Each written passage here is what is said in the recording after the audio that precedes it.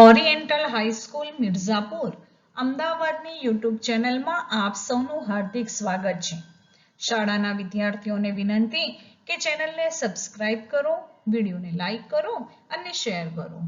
વિષય સામાજિક વિજ્ઞાન, ધોરણ 10 અને હું મંસૂરી નૂરજહાં આપની સમક્ષ પાઠ 20 ભારતની સામાજિક સમસ્યાઓ અને પડકારો ભાગ 3 લઈ ઉપસ્થિત થઈ છું. હવે મહત્વનો એક પ્રશ્ન આવે છે, આતંકવાદ એટલે શું અને તે એક વૈશ્વિક સમસ્યા છે, તેના ઉપર નોંધ લખો, અથવા આતંકવાદ એક વૈશ્વિક સમસ્યા, ટૂંકો નોંધ લખો. હવે સૌપ્રથમ આતંકવાદ એટલે શું? આતંકવાદ એટલે જે લોકો પોતાનું રાજકીય કે ધાર્મિક હેતુ સિદ્ધ કરવા માટે શસ્ત્રો વડે ત્રાસ આપવાની પદ્ધતિ અપનાવી અને લોકોમાં એક પ્રકારનો ભય, ત્રાસ, હિંસા, અસલામતી અને અરાજકતા ફેલાવતા હોય છે, તેઓને આતંકવાદી કહેવામાં આવે છે. અને તેમણે જે ઊભું કરેલું વાતાવરણ છે તેને આતંકવાદ કહેવાય છે. આતંકવાદ એ થોડાક જ લોકો દ્વારા સંગઠિત, આયોજન અને ઇરાદાપૂર્વક કરવામાં આવતું અનૈતિક અને ભયજનક હિંસાત્મક કૃત્ય છે. હવે આતંકવાદીઓ જે છે તે અપહરણ કરવું, વિમાન હાઈજેક કરવા, નાણાં પડાવવા, માદક દ્રવ્યોની હેરાફેરી કરવી વગેરે જેવી હિંસાત્મક પ્રવૃત્તિઓ આતંકવાદીઓ કરતા હોય છે. હવે આતંકવાદી 21મી સદીમાં આતંકવાદ માનવ સમાજ માટે એક સમસ્યા બનેલ છે. વિશ્વના કેટલાક દેશો દ્વારા ફેલાવવામાં આવતો આતંકવાદ આજે વૈશ્વિક સમસ્યા બની ગયો છે.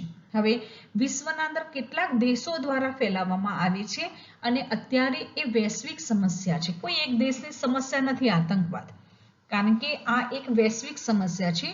વિશ્વના અનેક દેશોમાં આતંકવાદી પ્રવૃત્તિ ચાલતી હોય છે અને આ વૈશ્વિક સમસ્યા એટલા માટે કહેવામાં આવે છે કે આ એ પોતાના દેશ પ્રત્યે નથી, પરંતુ અન્ય દેશો પ્રત્યે પણ તે લોકો આતંકવાદી પ્રવૃત્તિ આચરતા હોય છે, બીજા દેશો પ્રત્યે, એટલે વૈશ્વિક સમસ્યા છે.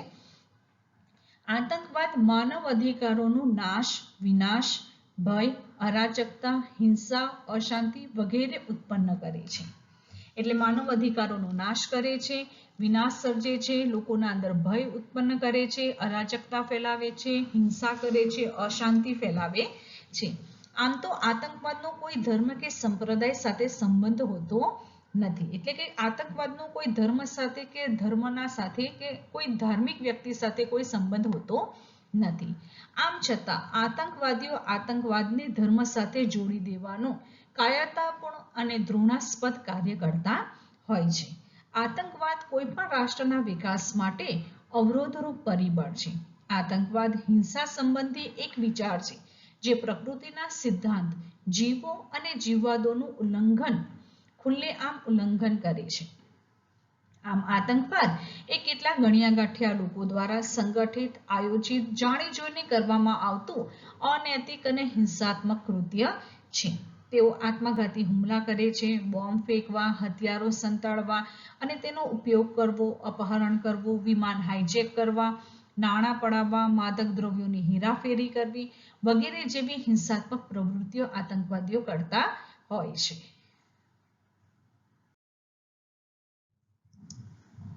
હવે પ્રશ્ન આવે છે, ખાસ કરીને આ તફાવત તમને પૂછાય છે કે આતંકવાદ અને બળવાખોરી વચ્ચેનો તફાવત સમજાવો. આતંકવાદ એ વૈશ્વિક સમસ્યા છે, જ્યારે બળવાખોરી એ રાષ્ટ્રની સમસ્યા છે, જે તે દેશની સમસ્યા છે. હવે બંને વચ્ચે કયો તફાવત રહેલો છે? તો બંનેની પ્રવૃત્તિ વચ્ચે ખૂબ જ સૂક્ષ્મ અંતર છે. હવે સૌપ્રથમ આપણે બળવાખોરી અને આતંકવાદ વચ્ચે કયા મુખ્ય તફાવત છે તેની વાત કરીએ.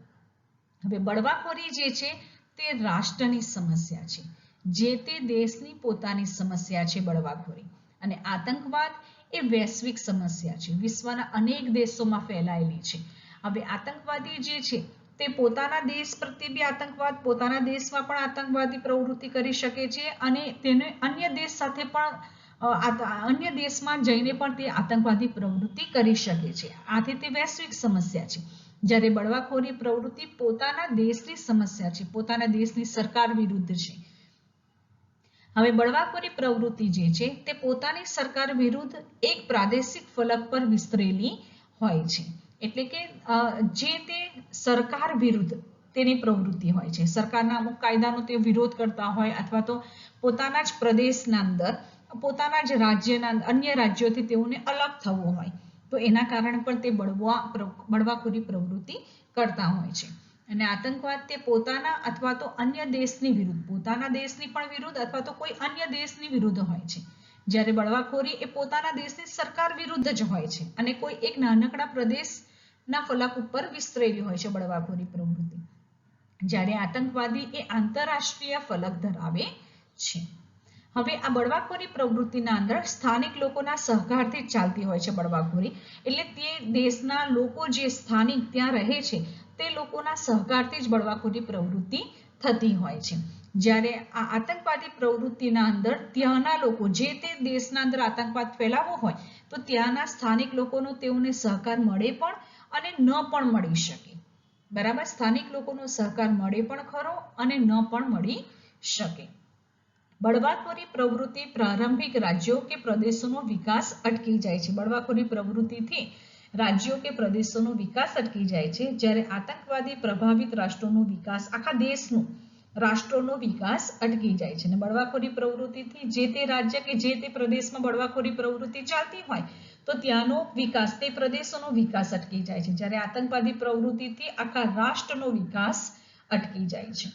ટૂંકમાં એવું કહું કે બળવાખોરી પ્રવૃત્તિ પોતાના રાષ્ટ્રના અંદર જ થતી હોય છે, દેશના અંદર જ થતી હોય છે, દેશની સમસ્યા છે, પોતાના દેશની સરકાર વિરુદ્ધ તેની સમસ્યા છે, સરકાર વિરુદ્ધની તેની કાર્ય, જે બળવાખોરી પ્રવૃત્તિ છે પોતાના દેશની સરકાર વિરુદ્ધ વિસ્તરેલી છે અને ત્યાંના લોકોના સહકારથી જ તે ચાલતી હોય છે, જ્યારે આતંકવાદી પ્રવૃત્તિ વૈશ્વિક સમસ્યા છે, પોતાના દેશની સરકાર વિરુદ્ધ પણ હોઈ શકે અને અન્ય દેશોના વિરુદ્ધ પણ આતંકવાદી પ્રવૃત્તિ તે લોકો કરતા હોય છે, એટલે તે આંતરરાષ્ટ્રીય ફલક ધરાવે છે અને ત્યાંના લોકોનો સહકાર સ્થાનિક લોકોનો મળે પણ અને ન પણ મળે તે લોકોને, અને એનાથી રાષ્ટ્રનો વિકાસ અટકી જાય છે. અને જ્યારે આ આપણા દેશની સમસ્યા છે, એટલે જે તે રાજ્યના અંદર બળવાખોરી પ્રવૃત્તિ થતી હોય તો તે રાજ્યના અથવા તો તે પ્રદેશોનો વિકાસ અટકી જતો હોય છે. એટલે બળવાખોરી અને આતંકવાદ આ બંને પ્રવૃત્તિ વચ્ચે મુખ્ય તફાવત કયો છે? તો કે આ વૈશ્વિક સમસ્યા છે, આ પોતાના દેશની રાષ્ટ્રની સમસ્યા છે, પોતાના દેશની સમસ્યા છે, પોતાના દેશની સરકાર વિરુદ્ધની સમસ્યા છે, જ્યારે આ આંતરરાષ્ટ્રીય સમસ્યા છે, વૈશ્વિક સમસ્યા છે. હવે આવે છે નક્સલવાદી આંદોલન. હવે ભારતના અંદર નક્સલવાદી આંદોલન એટલે કે આ બળવાખોરી પ્રવૃત્તિ છે જે આપણા દેશની સરકાર વિરુદ્ધ થતી હોય છે, તેને બળવાખોરી પ્રવૃત્તિ કહેવામાં આવે છે. હવે આપણા ભારતના અંદર નક્સલવાદીઓ સતત બળવાખોરી પ્રવૃત્તિ કરતા હોય છે, જેને નક્સલવાદી આંદોલન કહેવામાં આવે છે. હવે આ નક્સલવાદી આંદોલન ક્યારે અને કેવી રીતે શરૂ થયું? તો સૌપ્રથમ માઓ સેતુંગ, અહીંયા આગળ ફોટો આપેલો છે માઓ સેતુંગનો, તેના નેતૃત્વ નીચે ચીનના અંદર સૌપ્રથમ ક્રાંતિ થઈ હતી. ચીનમાં જ્યારે ક્રાંતિ થઈ, કોના નેતૃત્વ નીચે? તો કે માઓ સેતુંગના નેતૃત્વ નીચે ચીનમાં ક્રાંતિ થઈ હતી.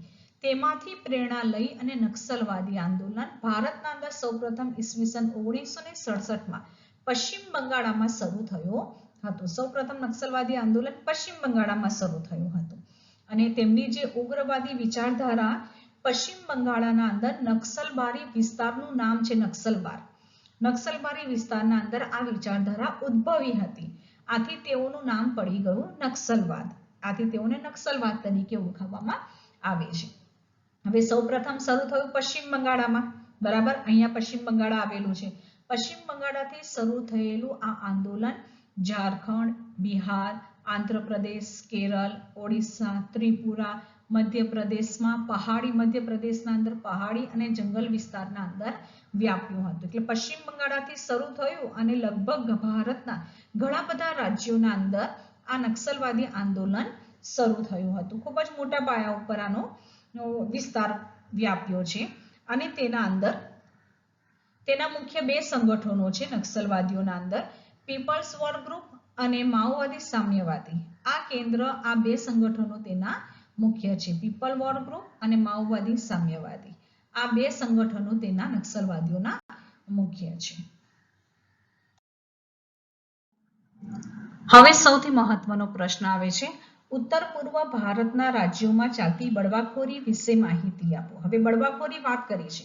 બળવાખોરી પ્રવૃત્તિ એટલે કે જે તે દેશની પોતાના દેશની સરકાર વિરુદ્ધની પ્રવૃત્તિ હોય છે, તો તેને બળવાખોરી પ્રવૃત્તિ કહેવામાં આવે છે. અને આ બળવાખોરી પ્રવૃત્તિ આપણા ભારતના અંદર ઉત્તર પૂર્વના રાજ્યોના અંદર સતત થતી હોય છે.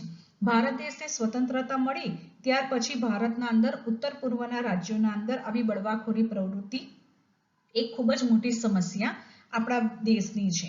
અને ભારતના અંદર આ બળવાખોરી જે પ્રવૃત્તિ ચાલે છે તેનાથી આપણા દેશની એકતા, અખંડિતતા, સાંપ્રદાયિકતા અને વિકાસ, આપણા દેશના વિકાસના માટે સૌથી મોટું જોખમ ઊભું કરે છે આ બળવાખોરી પ્રવૃત્તિ. હવે બળવાખોરી પ્રવૃત્તિની વાત કરીએ તો તમારે આટલું એક કોષ્ટક તમારે ખાસ યાદ રાખવાનું છે, જેમાં ભારતના ઉત્તર પૂર્વના આટલા રાજ્યો છે, નાગાલેન્ડ, મણિપુર, ત્રિપુરા અને આસામ. આ રાજ્યોના અંદર આ બળવાખોરી સંગઠનોના નામ છે અને આ બળવાખોરી સંગઠનો સતત આ રાજ્યોના અંદર બળવાખોરી પ્રવૃત્તિ કરતા હોય છે. હવે ભારતના અંદર વાત કરીએ આપણે તો અહીંયા આ 7 સિસ્ટર્સ છે, અહીંયા આસામ છે, એટલે અહીંયા નાગાલેન્ડ, આ મણિપુર, મિઝોરમ, ત્રિપુરા અને મેઘાલય, બરાબર, આટલા રાજ્યોના અંદર સતત બળવાખોરી પ્રવૃત્તિ ચાલતી હોય છે. તેમાં ખાસ કરીને આ નાગાલેન્ડ, મણિપુર, આ બે રાજ્યો નાગાલેન્ડ અને મણિપુર અને આસામ અને ખાસ આ ત્રિપુરા, આટલા રાજ્યોના અંદર જે બળવાખોરી પ્રવૃત્તિ થાય છે અને તેના જે સંગઠનોના નામ છે તે ખાસ તમારે યાદ રાખવાના છે. ખાસ કરીને આટલું કોષ્ટક તમારે કયા કયા સંગઠનો છે, કયા રાજ્યના અંદર કયા બળવાખોરી સંગઠનો છે તેને તમારે ખાસ યાદ રાખવાના છે. હવે આ લોકો શા માટે બળવાખોરી પ્રવૃત્તિ કરે છે? તો અહીંયા જે છે આટલા વિસ્તારના અંદર અનેક જનજાતિના લોકો વસે છે.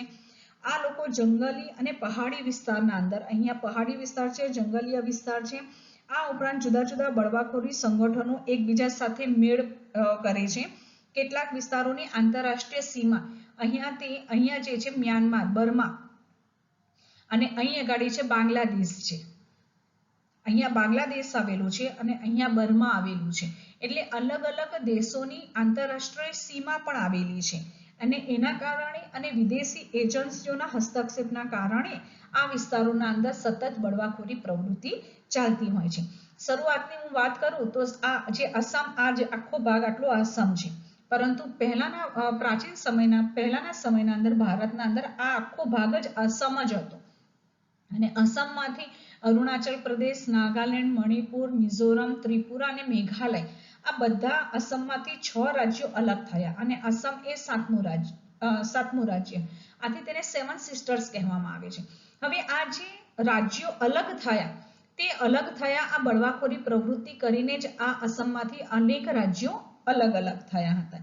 જેવી રીતે હાલના અંદર કહીએ તો આ આખો આંધ્રપ્રદેશ છે. આંધ્રપ્રદેશ છે. આંધ્રપ્રદેશમાંથી આટલો ભાગ અલગ થયો. હવે આ અલગ રાજ્યની માંગણી થાય છે ત્યારે બળવાખોરી પ્રવૃત્તિ થતી હોય છે. એટલે આંધ્રપ્રદેશમાંથી આટલો ભાગ અલગ થાય છે. તેલંગાણા જેને અલગ રાજ્ય અસ્તિત્વમાં આવ્યું, તેનું નામ તેલંગાણા પડ્યું છે. તો આ જે જ્યારે રાજ્યની માંગણી ઊભી થાય છે તો તેવા સમય દરમિયાન બળવાખોરી પ્રવૃત્તિ થતી હોય છે. તો આસામમાંથી પણ આ 6 રાજ્યો અલગ થયા હતા અને તે પણ બળવાખોરી પ્રવૃત્તિના કારણે. આ ઉપરાંત અમુક રાજ્યો જે છે એ રાજ્યોના અંદર અમુક જાતિના લોકો વસતા હોય છે અને તે લોકો, એ જાતિના લોકો એવું માંગણી કરતા હોય છે કે પોતાને અલગ રાજ્ય તરીકેનો પોતાના પ્રદેશને દરજ્જો આપવામાં આવે.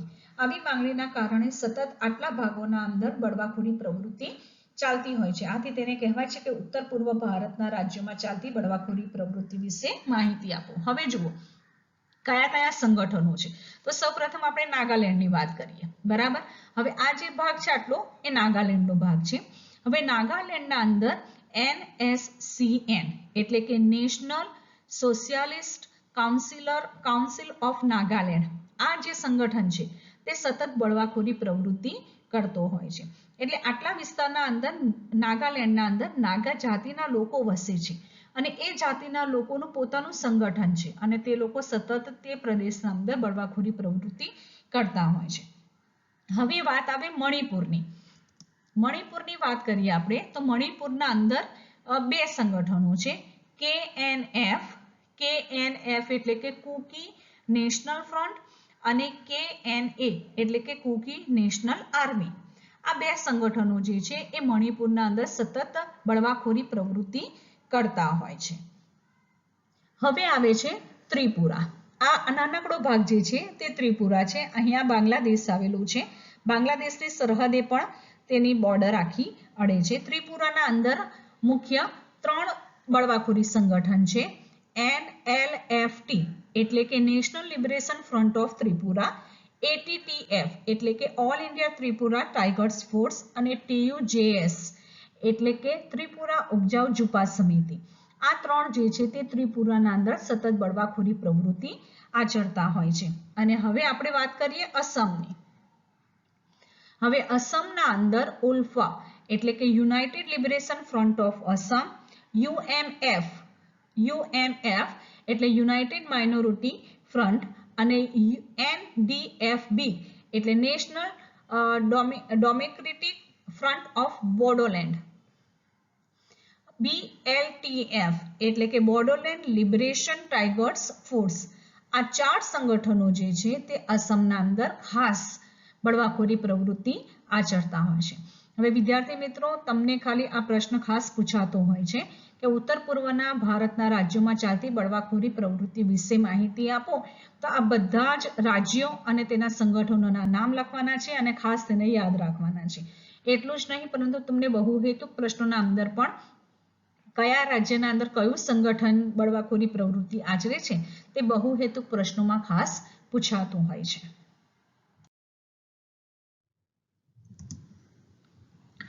કાશ્મીરમાં આતંકવાદ.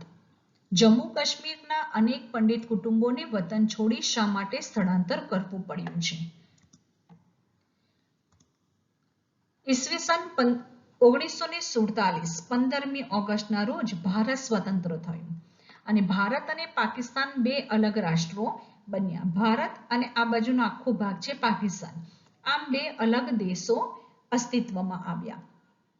આઝાદીના બાદ પાકિસ્તાને કાશ્મીરના કેટલાક ભાગ ઉપર પોતાનો કબજો જમાવી રાખ્યો હતો. હવે જેવી ભારત અને પાકિસ્તાન બે અલગ દેશો અસ્તિત્વમાં આવ્યા 1947માં, એટલે તરત જ પાકિસ્તાને 1948માં ભારતના અંદર જમ્મુ કાશ્મીરના ઉપર તેમણે આક્રમણ કર્યું હતું અને જમ્મુ કાશ્મીરનો આટલો જે ભાગ આ ગ્રીન દેખાય છે એટલા ભાગના ઉપર પાકિસ્તાને પોતાનો કબજો જમાવી લીધો હતો. જમ્મુ કાશ્મીર ભારતનું અભિન્ન અંગ હોવા છતાં પાકિસ્તાન અવારનવાર તે મેળવવા માટે પ્રયત્ન કરે છે અને આ માટે તેણે યુદ્ધો પણ કર્યા છે. હવે પાકિસ્તાને કેટલી વખત ભારત ઉપર યુદ્ધ કર્યા? તો 4 વખત તેણે યુદ્ધ કર્યા હતા.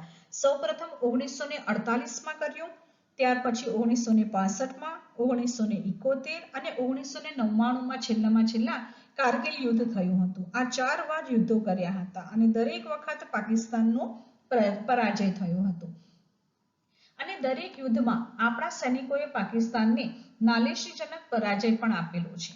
ઈસવીસન 1988 પછી કાશ્મીરમાં આતંકવાદ વધી ગયો છે.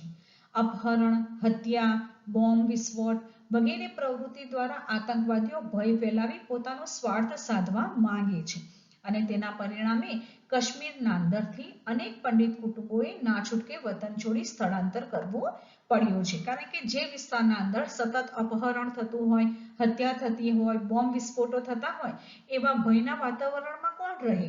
આથી ત્યાં વર્ષોથી રહેતા જે પંડિત કુટુંબો હતા તેઓએ પોતાનું વતન કાશ્મીર છોડી અને ભારતના અન્ય સ્થળોમાં સ્થળાંતર કરવું પડ્યું છે. આવા હજારો કુટુંબો શરણાર્થીઓ તરીકે કાશ્મીર બહાર જીવી રહ્યા છે અને કાશ્મીરના આતંકવાદની સીમા પારથી સતત સહાય મળતી રહે છે. હવે ભારત અને પાકિસ્તાન અને ભારત આ બંને અલગ રાષ્ટ્રો થયા પછી પાકિસ્તાને જમ્મુ કાશ્મીરના આટલા ભાગના ઉપર પોતાનો કબજો જમાવી લીધો છે. એટલું જ નહીં, ભારતનો આ ભાગ છે અને ભારત તેને મેળવવા માટે સતત પ્રયત્ન કરે છે અને પાકિસ્તાન તેને મેળવવા માટે સતત પ્રયત્ન કરે છે અને એના કારણે જે સંઘર્ષ થાય છે એના કારણે ભારતના જમ્મુ કાશ્મીરના અંદર સતત આતંકવાદી પ્રવૃત્તિ ચાલ્યા કરે છે અને એના કારણે જમ્મુ કાશ્મીરમાં જે પંડિત કુટુંબો રહેતા હતા તેઓ ભારતના અન્ય રાજ્યોમાં જમ્મુ કાશ્મીર છોડી અને સ્થળાંતર કરવું પડ્યું છે.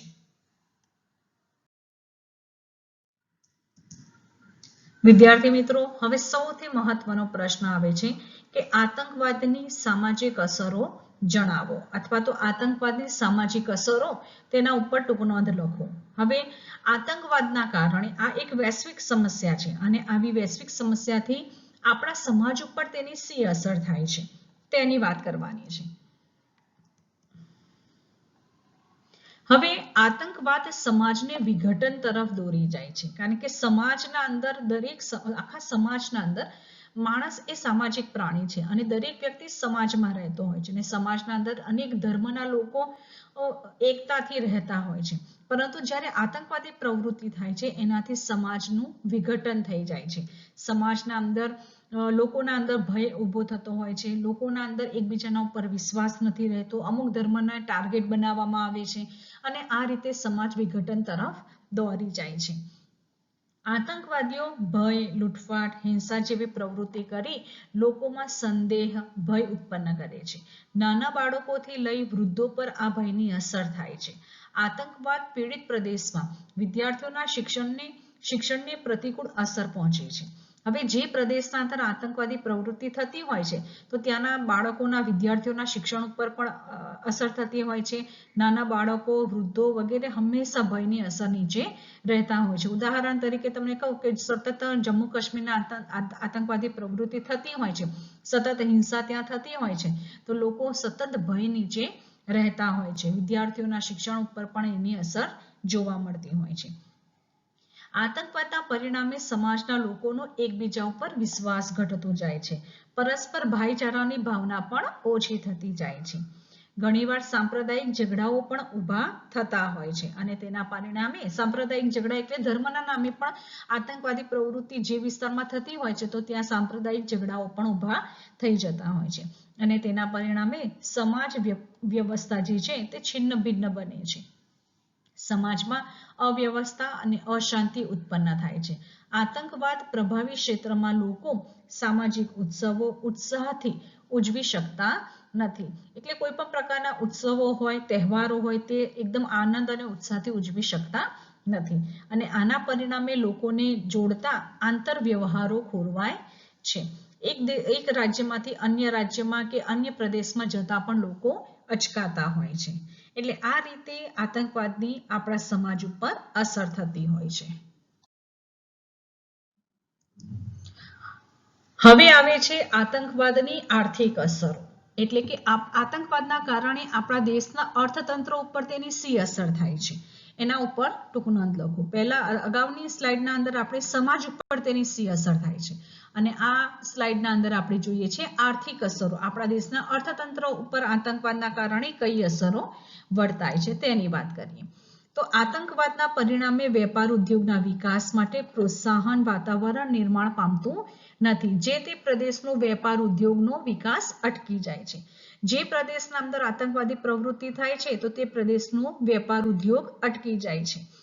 વેપાર ઉદ્યોગને માઠી અસર થતા લોકોને અન્ય પ્રદેશમાં વેપાર રોજગાર કરવા સ્થળાંતર કરવું પડે છે. જે પ્રદેશના અંદર સતત આતંકવાદી પ્રવૃત્તિ થતી હોય તો ત્યાં વેપાર રોજગાર અટકી જતા હોય છે તો લોકોને અન્ય વેપાર રોજગાર માટે અન્ય પ્રદેશમાં સ્થળાંતર કરવું પડતું હોય છે. કેટલાક આતંકવાદી સંગઠનો મૂડીપતિ, ઉદ્યોગપતિ, કર્મચારી, વેપારીઓ પાસેથી ભય બતાવી અને નાણાં પણ પડાવતા હોય છે.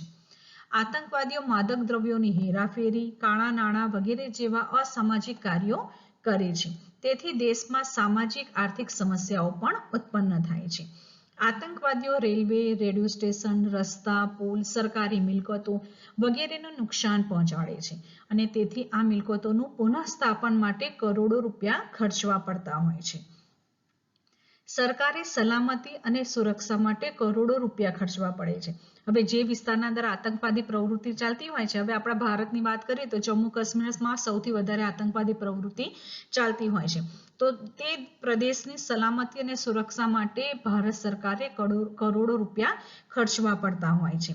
તેથી સમાજ ઉપયોગી વિકાસના કાર્યો ઓછા પ્રમાણમાં થાય છે, એટલે એ પૈસા વધારે સુરક્ષા પાછળ ખર્ચાય છે. આથી સમાજના અંદર ઉપયોગી થઈ શકે તેવા કાર્યોના પાછળ પૈસા ખર્ચાતા નથી, ઓછા ખર્ચાય છે.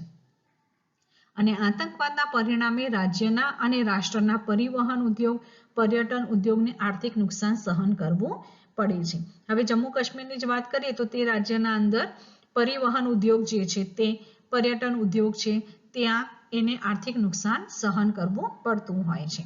આમ આતંકવાદ સામાજિક આર્થિક રીતે નુકસાનકારક છે, તેથી આ સમસ્યાનું નિરાકરણ લાવવું આવશ્યક છે. આતંકવાદ એક વૈશ્વિક સમસ્યા. 21મી સદીમાં આતંકવાદ માનવ સમાજ માટે એક સમસ્યા બનેલ છે. વિશ્વના કેટલાક દેશો દ્વારા ફેલાવવામાં આવતો આતંકવાદ આજે વૈશ્વિક સમસ્યા બની રહ્યો છે. આતંકવાદ માનવ અધિકારોનો નાશ, વિનાશ, ભય, અરાજકતા, હિંસા, અશાંતિ વગેરે ઉત્પન્ન કરે છે. આમ તો આતંકવાદનો કોઈ ધર્મ કે સંપ્રદાય સાથે સંબંધ હોતો નથી. આમ છતાં આતંકવાદીઓ આતંકવાદને ધર્મ સાથે જોડી દેવાનો કાયરતાપૂર્ણ અને ઘૃણાસ્પદ કાર્ય કરતા હોય છે. આતંકવાદ કોઈ પણ રાષ્ટ્રના વિકાસ માટે અવરોધરૂપ પરિબળ છે. આતંકવાદ હિંસા સંબંધી એક વિચાર છે જે પ્રકૃતિના સિદ્ધાંત જીવો અને જીવવા દોનું ખુલ્લેઆમ ઉલ્લંઘન કરે છે. કોઈ પણ કાર્ય કરવા પાછળનો ઉદ્દેશ ગમે તેટલો શ્રેષ્ઠ કે પવિત્ર કેમ ન હોય, પરંતુ આતંકવાદ કોઈ પણ સ્વરૂપે અને કોઈ પણ સ્થાને યોગ્ય ગણી શકાય નહીં. આતંકવાદ એ કેટલાક ગણ્યા ગાંઠ્યા લોકો દ્વારા સંગઠિત, આયોજિત અને જાણી જોઈને કરવામાં આવતું અનૈતિક અને હિંસાત્મક કૃત્ય છે. આત્મઘાતી હુમલા કરવા, બોમ્બ ફેંકવા, હથિયારો સંતાડવા અને તેનો ઉપયોગ કરવો, અપહરણ કરવું, વિમાનો હાઇજેક કરવા, નાણાં પડાવવા, માદક દ્રવ્યોની હેરાફેરી કરવી વગેરે જેવી હિંસાત્મક પ્રવૃત્તિઓ આતંકવાદી કરતા હોય છે. ભારતમાં બળવાખોરી અને આતંકવાદ. આતંકવાદ અને બળવાખોરી પ્રવૃત્તિ વચ્ચે બહુ સૂક્ષ્મ અંતર છે. આમ જોઈએ તો બળવાખોરી સ્થાનિક અસંતોષમાંથી જન્મે છે અને આતંકવાદને આવું કોઈ બંધન નથી. આજે ભારત આંતરિક બળવાખોરી અને આતંકવાદ સામે લડી રહ્યું છે. નક્સલવાદી આંદોલન. માઓ ત્સે તુંગના નેતૃત્વ નીચે ચીનની ક્રાંતિથી પ્રેરણા લઈ નક્સલવાદી આંદોલન ભારતમાં સૌપ્રથમ ઈસવીસન 1967માં પશ્ચિમ બંગાળમાં શરૂ થયો. આ ઉગ્રવાદી વિચારધારા પશ્ચિમ બંગાળના નક્સલબારી વિસ્તારથી ઉદ્ભવી હોવાથી તેને નક્સલવાદ કહે છે. પશ્ચિમ બંગાળથી શરૂ થયેલા આ આંદોલન ઝારખંડ, બિહાર, આંધ્રપ્રદેશ, કેરળ, ઓડિશા, ત્રિપુરા, મધ્યપ્રદેશમાં પહાડી અને જંગલ વિસ્તારમાં વ્યાપ પામ્યો, જેમાં પીપલ્સ વોર ગ્રુપ અને માઓવાદી સામ્યવાદી કેન્દ્ર આ બે સંગઠનો મુખ્ય હતા.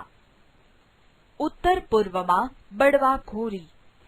સ્વતંત્રતા પ્રાપ્તિથી લઈને આજ સુધી ઉત્તર પૂર્વમાં બળવાખોરી એક સ્થાયી સમસ્યા બની છે. અનેક જનજાતિઓ, વનાચ્છાદિત પહાડી વિસ્તાર, જુદા જુદા બળવાખોરી સંગઠનો વચ્ચે તાલમેલ અને કેટલાક વિસ્તારની આંતરરાષ્ટ્રીય સીમા તથા વિદેશી એજન્સીઓના હસ્તક્ષેપ વગેરે કારણોથી આ વિસ્તારમાં બળવાખોરીની સમસ્યા જટિલ બની છે. આ બળવાખોરી સંગઠનો વચ્ચે અલગ રાજ્યની માંગણી પોતાના રાજકીય આર્થિક હિતો સ્થાપિત કરવા કે ગેરકાયદેસર વસવાટ વગેરે પ્રશ્નોથી સંઘર્ષ થાય છે અને તેના કારણે આર્થિક, સામાજિક, વહીવટી અને રાજકીય વ્યવસ્થાને હાનિ પહોંચે છે. કાશ્મીરમાં આતંકવાદ. 15મી ઓગસ્ટ 1947ના રોજ ભારત સ્વતંત્ર થયું. ભારત અને પાકિસ્તાન બે અલગ રાષ્ટ્રો બન્યા. આઝાદી બાદ પાકિસ્તાને કાશ્મીરના કેટલાક ભાગ ઉપર પોતાનો કબજો જમાવી રાખ્યો હતો.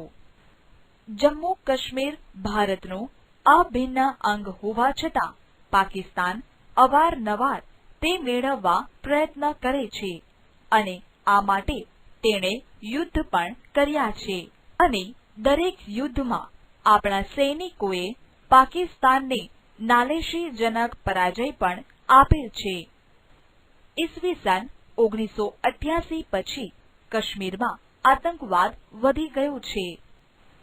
અપહરણ, હત્યા, બોમ્બ વિસ્ફોટ વગેરે પ્રવૃત્તિ દ્વારા આતંકવાદીઓ ભય ફેલાવી પોતાનો સ્વાર્થ સાધવા માંગે છે અને તેના પરિણામે કાશ્મીરમાં અનેક પંડિત કુટુંબોએ ના છૂટકે વતન છોડીને સ્થળાંતર કરવું પડ્યું છે. આવા હજારો કુટુંબો શરણાર્થીઓ તરીકે કાશ્મીર બહાર જીવી રહ્યા છે. કાશ્મીરના આતંકવાદને સીમા પારથી સતત સહાય મળતી રહે છે. આતંકવાદીઓનો આશય ભારતમાં ભય અને અસ્થિરતા ઊભી કરવાનું છે. આતંકવાદી પ્રવૃત્તિઓને બંધ કરવા ભારત મક્કમતાપૂર્વક અને મજબૂત રીતે પ્રયત્નો કરી રહ્યું છે. ભારત માત્ર ભારતમાં થતા આતંકવાદનો વિરોધ કરે છે તેવું નથી. કોઈ પણ સ્થાને, કોઈ પણ રીતે અને કોઈ પણ સમયે થતા આતંકવાદનો વિરોધ કરે છે. આ આતંકવાદનો સફાયો થાય તે હેતુથી ભારતના અનેક સૈનિકોએ શહીદી વહોરી છે. આતંકવાદની સામાજિક અસરો. આતંકવાદ સમાજને વિઘટન તરફ દોરી જાય છે. આતંકવાદીઓ ભય, લૂંટફાટ, હિંસા જેવી પ્રવૃત્તિ કરી લોકોમાં સંદેહ, ભય ઉત્પન્ન કરે છે. નાના બાળકોથી લઈ વૃદ્ધો પર આ ભયની અસર થાય છે. આતંકવાદ પીડિત પ્રદેશમાં વિદ્યાર્થીઓના શિક્ષણને પ્રતિકૂળ અસર પહોંચે છે.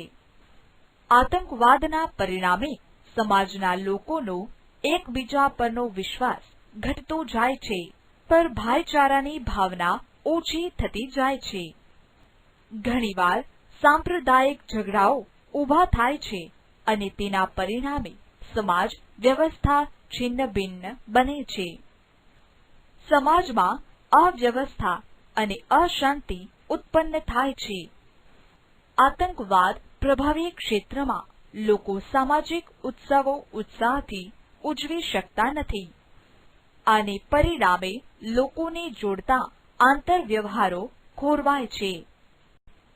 આતંકવાદની આર્થિક અસરો. આતંકવાદના પરિણામે વેપાર ઉદ્યોગના વિકાસ માટે પ્રોત્સાહક વાતાવરણ નિર્માણ પામતું નથી, જેથી પ્રદેશનો વેપાર ઉદ્યોગનો વિકાસ અટકી જાય છે. વેપાર ઉદ્યોગને માઠી અસર થતા લોકોને અન્ય પ્રદેશમાં વેપાર રોજગાર કરવા સ્થળાંતર કરવું પડે છે.